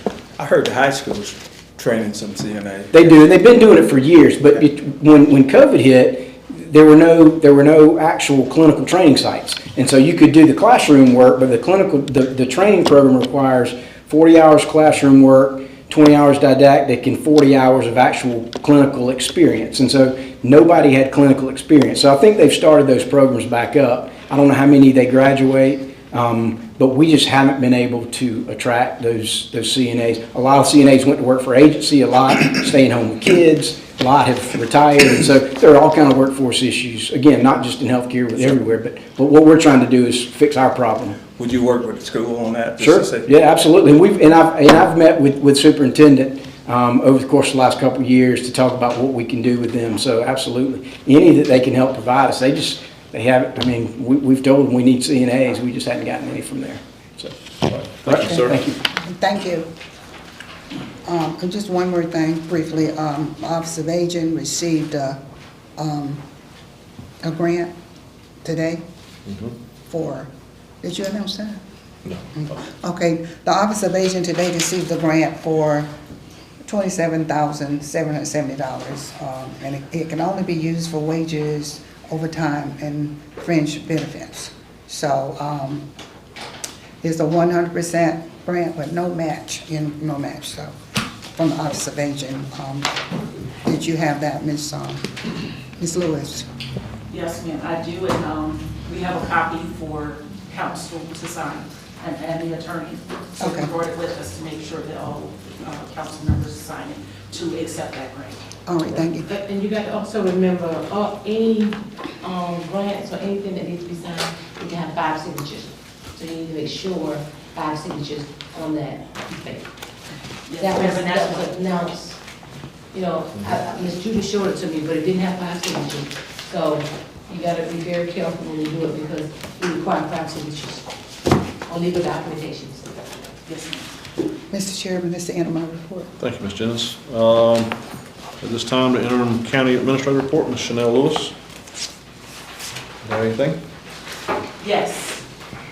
You will find that I provide you a copy with the mutual aid agreement from Beaufort County, and it's to relocate detainees on a temporary basis in an emergency. So the MOU, the Memorandum of Understanding, is like the one they provided in prior years. It was usually done on an annual basis. The difference is this one provided today is with a 5-year renewal. And if council approves it, I could sign with your authorization, sign the agreement, this mutual aid agreement, once you approve it, and then send it back to Beaufort County so that they can also sign it. Okay. You will also find an agreement with Life Cycle Solutions. What that is they take electronic waste and they dispose of it for us. Now, this is something that government agencies have been getting involved with for 2 reasons. So you have to dispose of this waste differently. And what I'm talking about is things like the old computer monitors, the big floor model TVs, all those types of electronic waste need a different type of disposal. And what we do is we pay for that disposal now. What this agreement is 2 things. A no-cost agreement.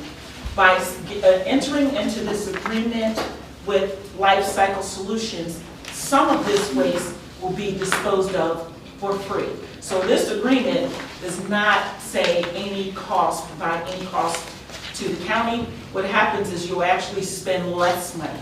Because what they've done is the manufacturers have gotten together and they have pulled money to be able to dispose part of these types of electronic waste at no cost to the producer, to the county. This is something that I had done previously in another county, and a portion of it will be disposed of for free. We will still pay for some of the larger items, but this agreement will say they will take on some of the costs because it's paid by those manufacturers to dispose of part of this waste for free, so it will reduce our costs. What are we doing now? Are we sending it 3 We're rivers? paying for all of it to be disposed. Do we have a special company that we source out to pick up?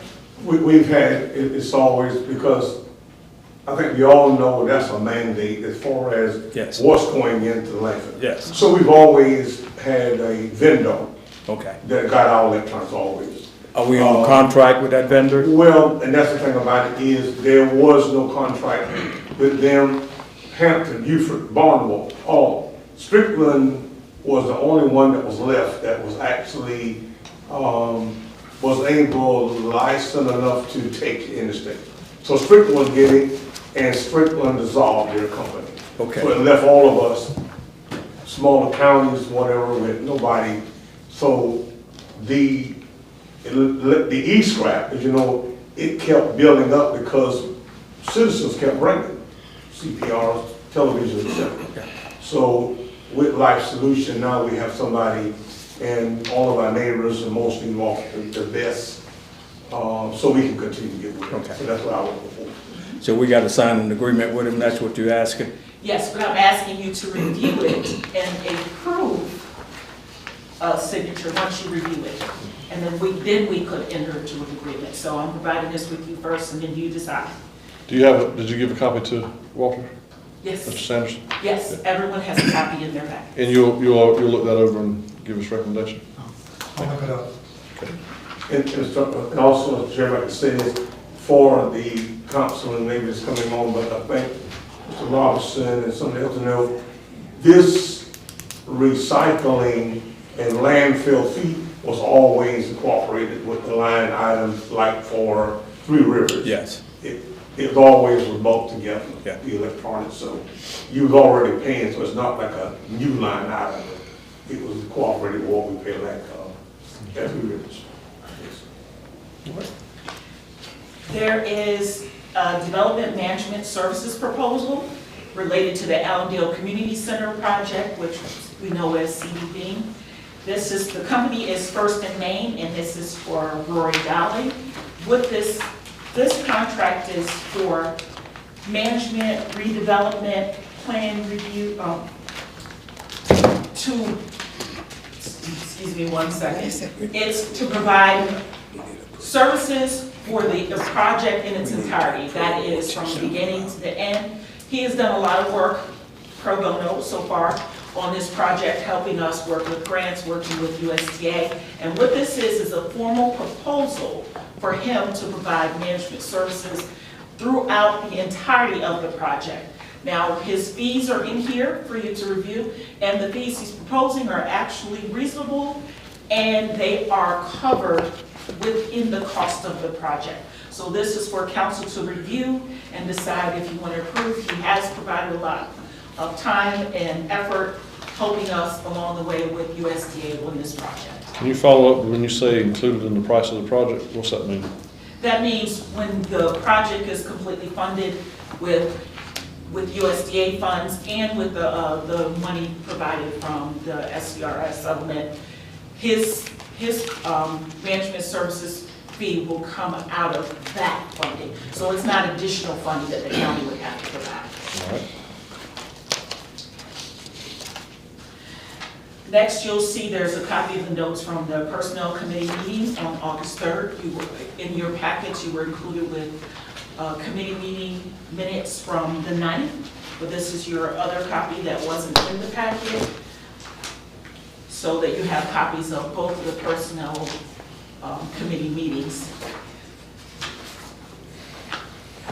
Next thing is council requested financial and leave reports. It is from July 22 to July 23 as requested for the leave report, and then the financial report for the month of July. Now, payroll is not in that, but the revenue and expenditures outside of payroll are in this report for July, and the check register as requested. Next, you will see a copy of the preliminary financial statements for fiscal year 22. It's preliminary for you to review. There is the management letter and the back. I have attached it, it's stapled together.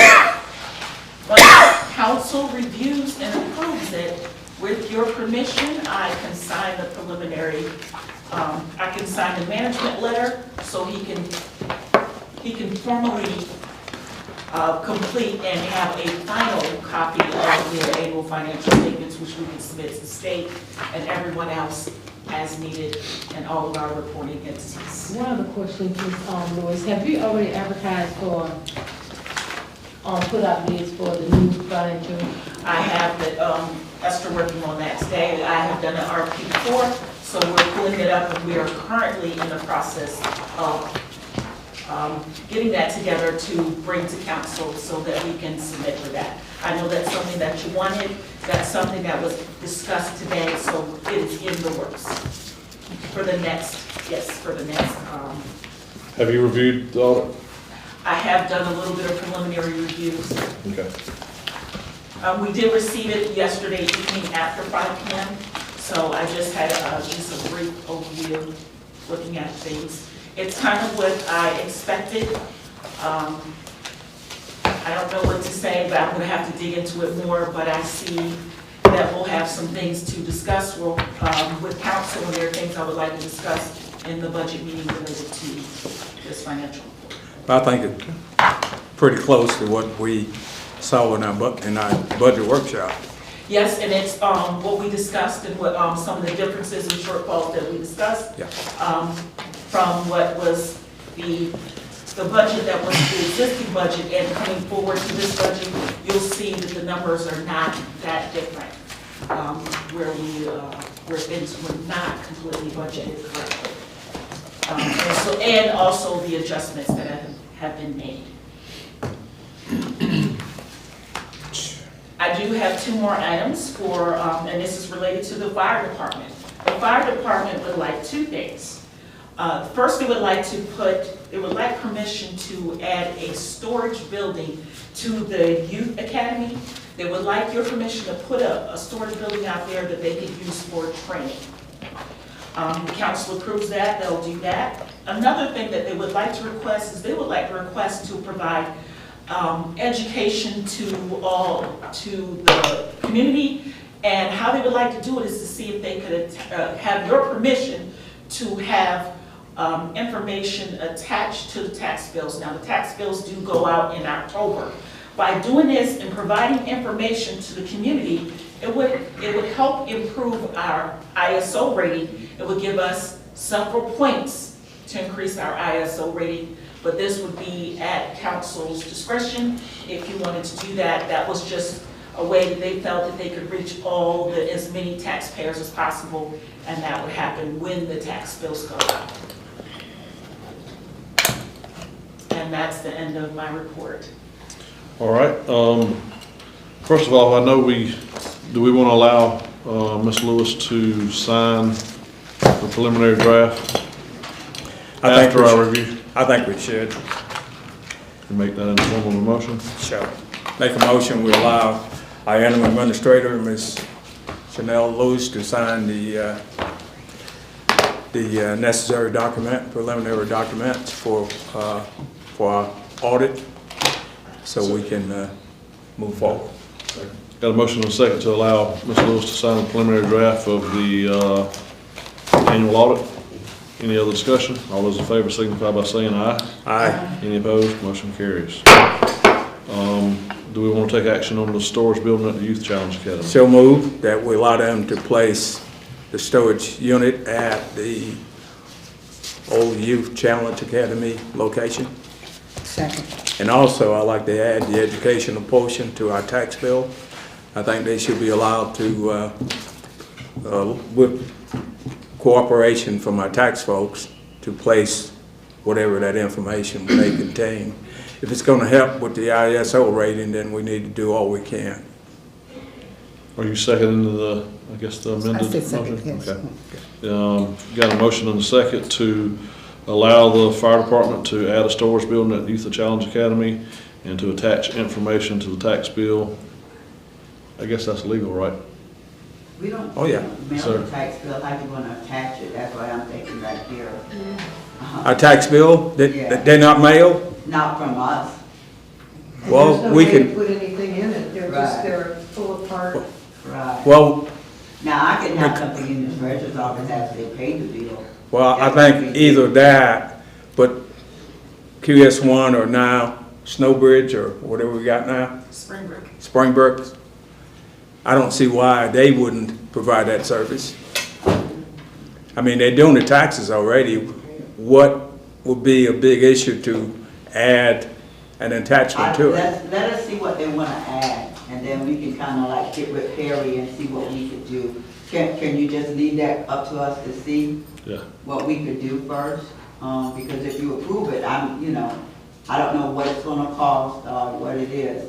But if you just wanna give information again, they're gonna come pay the taxes, or when we mail back out receipts, we can put this in there where we wouldn't ask them to put on an added cost to them. It will fall on the treasurer's office to make sure that we can mail them back out. I think adding to the receipt would be very doable. So we'll just have that discretion. I'll withdraw that. And one other question I was gonna ask too, since they didn't call for the question, since all the questions coming out, I'm gonna throw one out there. Do they have funds, they gonna use their funds for that building, or is that gonna come from? Yeah, they gonna do that. Yeah, I know they got money, I just wanna make sure. They didn't ask, they just asked for permission to put one. They didn't ask us to buy. Right, but that's more clear, because you know. So you don't want to leave that information in there at the discretion of the treasurer's office? Okay. Want me to go ahead and do that? You want to amend your motion? I'll amend the motion that we allow the treasurer at her discretion, once she's spoken with Snowbridge.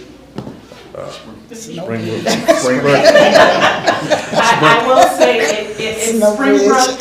It also, when I say ISO, I want to let everybody know the reason they're pushing for this is ISO rating, if you have a better rating, it does decrease your cost of Sure, insurance. sure. So that's why there is a push for that. So if we can figure out at no cost to the taxpayer Sure. how to do this, I'm totally. Mr. Chairman, that's my motion. Yes. We've got a motion, Ms. Jennings seconded, to allow the fire department to add a storage building at Youth Challenge Academy and to allow them to add information to the tax bill or receipt, whatever the treasurer can work out for us, to help with the ISO rating. Is there any other discussion? All those in favor signify by saying aye. Aye. Any opposed, motion carries. All right, County Attorney Report, Mr. Sanders. Yeah, I just have one item. On the fee pay agreement with Lilly Solar, I've been in contact with Samuel Winston, who is their legal representative, and he says that they do have their internal approvals to do the agreement, but they're waiting now on the bank. And he's saying that because people on vacation, he's having a hard time getting the right people to do the agreement. So, and he's gonna let me know as soon as he's heard something from their bank. He didn't give you an estimate on timeline? No. He says I'll follow up as soon as we hear back. Did you tell him how important it was to us? Oh, yeah, he knows. Because he was one of the gentleman who was on the phone with us. All right, anything else? That's it. All right, this time we're going to old business. Just give an update on the penny sales tax update. I had contacted our treasurer, Ms. Smith, to get a balance on our penny sales tax, and I think we were 750,000, maybe somewhere around there. And our next project is expanding capital countywide fire service, which I think has been agreed that it would be the St. Mark area. I've never been involved with a sales tax project. What is the course of action to determine where the fire station will go and who sends out for bids? Is that something that Mr. Mole gets involved in, or if it's administration, or how did Appleton work? Were you involved in any of that process, Mr. Mole? You know, actually with administration, I actually work with that. It's a process because you have to get an engineer, designer, exactly what you're going to get in order to move forward. I think the first thing, Matt, would be the location. We got to determine where the location. Yeah, and I think the location should be where 75% of the people live. You know, I mean. Well, I think too, we probably need to, I agree with you. Because that's a large area. I think Mr. Mole, and with the help of our fire chief, I was going to say, probably that's a good the idea starting where point right here. can you start that process? Maybe get with the chief and see what a good location will be. I know Ms. Jennings has some places in mind that's available, but you know, it needs to make sense for the fire department too. So if you could get that started for us, we could get this next item off the list. See how we need to proceed. Moving on to new business, we have a resolution to amend the agreement for the establishment of the Jasper Ocean Terminal, Multi-County Industrial Business Park, so as to include additional property located in Jasper County as part of the park and other matters related thereto. so the amendment is actually adding additional property? Yes. Nothing else? You have anything to offer that, Taylor? Just adding more acres to that? Jasper County offering more property within the Jasper Ocean Terminal property range to do the tax revenue sharing. Percentage doesn't go up? Percentage doesn't go up? What's that? I say our percentage doesn't go up? I have to get back to you on that one. What is the percentage on that agreement for, say, Allendale County? Do you know? They vary. I do not know. Very little, how right? it is. It's usually a couple percent. Yeah. But this one may be more lucrative. But it is obviously at their discretion, so it is. Right. Free All funds. right. Can we get a motion to So accept this moved. resolution? Second. Motion's been properly moved and seconded to accept the resolution for the Jasper County Park. Any discussion? All those in favor signify by saying aye. Any opposed? Motion carries. Next up, we have a first reading of the ordinance to authorize a tax anticipation note in the amount of not to exceed $1,500,000. So moved. Second. All right. We've got a motion and a second to accept the first reading of the TAN. Any discussion? All those in favor signify by saying aye. Aye. Any opposed? Motion carries. Can I get a motion to go into executive session? 2-minute break, please. Yes, ma'am. And we're going into executive session for personnel issues related to Parks and Recreation Department and contractual matters related to Building and Zoning Department. Take a 2-minute break.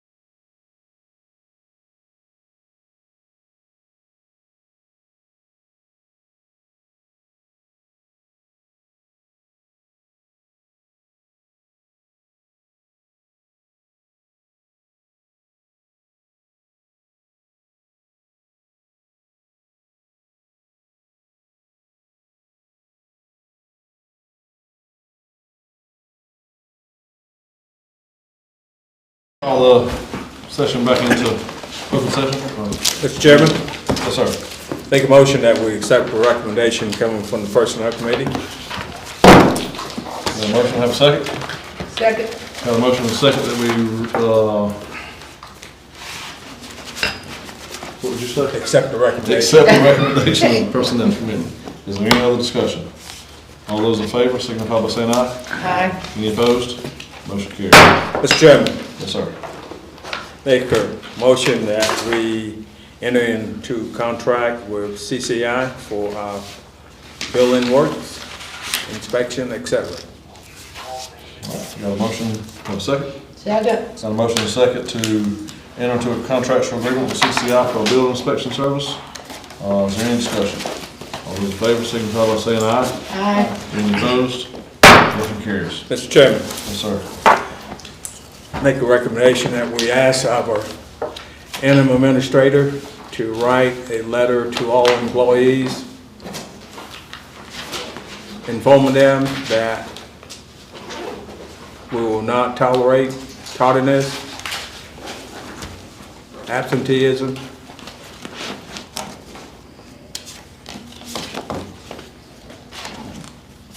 and time off without notification, Excessive time off. excessive time off, without proper notification and documentation. And all absenteeism must be captured at all times and for all purposes. Both of that strong enough? Is that strong enough? Yeah. But I think you need to make sure your managers keep account. It doesn't sound like anybody's keeping account of it. And the managers should be keeping accounts and reporting it to HR so they can you can have a record of it. Sure. And maybe we request that managers turn in all absenteeism or tardiness and time off, etc. I mean, that's part of their duties. But at the courthouse, you have different managers, right? You have, the courthouse is not. Well, you got elected officials, they are managers. They manage their office. All right, we've got a motion, not discussion quite yet. I'm sorry.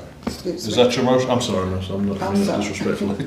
Is that your motion? I second. All right, so we've got a motion and a second for the interim administrator to send a letter to all employees and managers stating that the council will not tolerate tardiness, absenteeism, time off, excessive time off without proper notification. All absentees, tardiness, and time off will be reported to HR by the managers or the elected officials in whom they work for. Yes.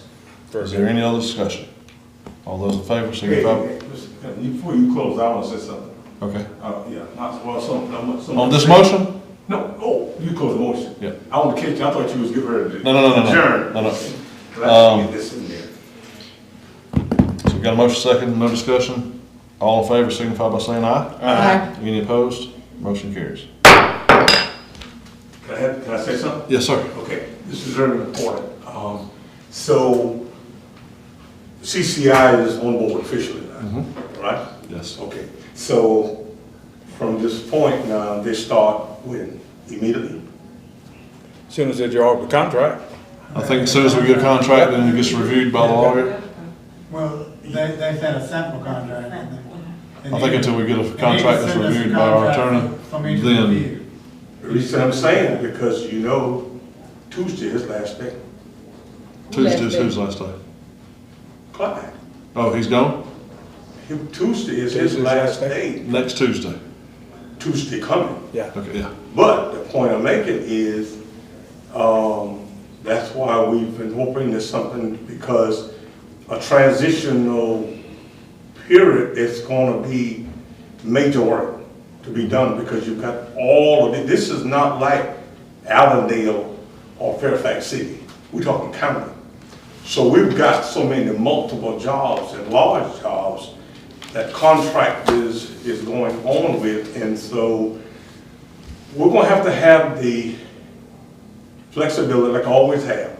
Any other way it won't work. We're going to have the flexibility to try to bridge working with CCI of how we're going to maintain, as I said before, because we're going to still do the, and when we met with them, this is understanding, we're still going to do the permitting portion, and because one of the problems we've been having with not CCI itself again, but in Fairfax, and which your consultants is inspections.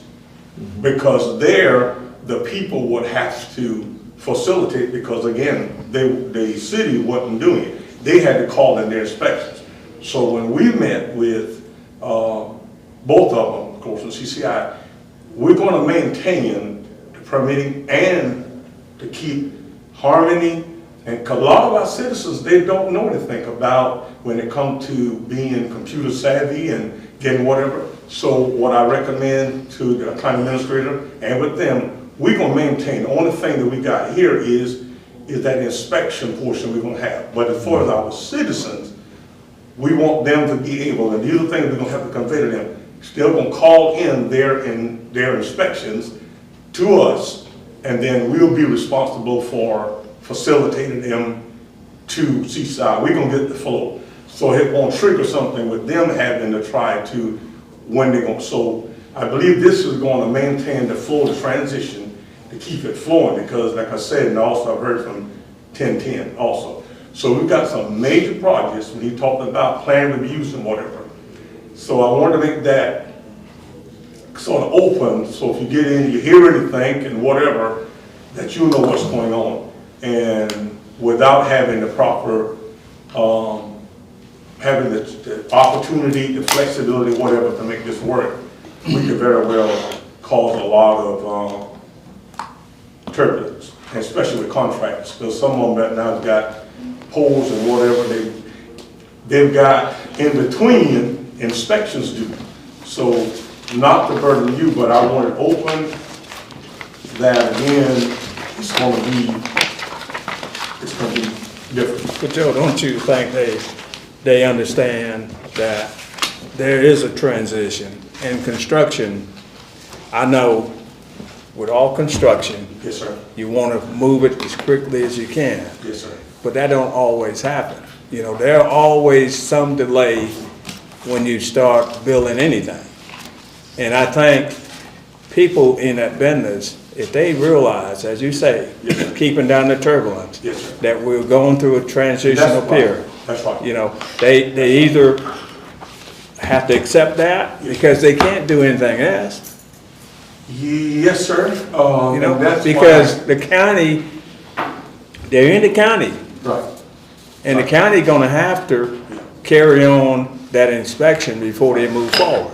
And I think most construction contractors realize that. You know, there was gonna be some delay, and I think we should be able to transition this as easy and smoothly as we possibly can. Yes, we're going to, and that's going to be my commitment now, that I'm free to notify them, in other words, of the change, so they can brace themselves. Do you have any recommendations for us that may bridge that transition? Just your support, county administrator. You got it. Because I don't want to say this in a negative way, but it's real. They know me. True. If you understand what I'm saying. Yeah. So that's why you got to trust me. And they know you and they trust you, and I know Yes, you know us. Yes, sir. And you know we're doing what's right. best for this county. Right. And So that's what we want to just make sure we've got that backing behind us to now go ahead and start educating, you know, and make this transition on how we'll move forward. And now we got a new inspection program. Okay. Okay? Thank you, sir. Thank you so much. Adjourn. I make a motion that we adjourn. Second. Got a motion second to adjourn. All in favor, signify by saying aye. Aye. Nobody else say.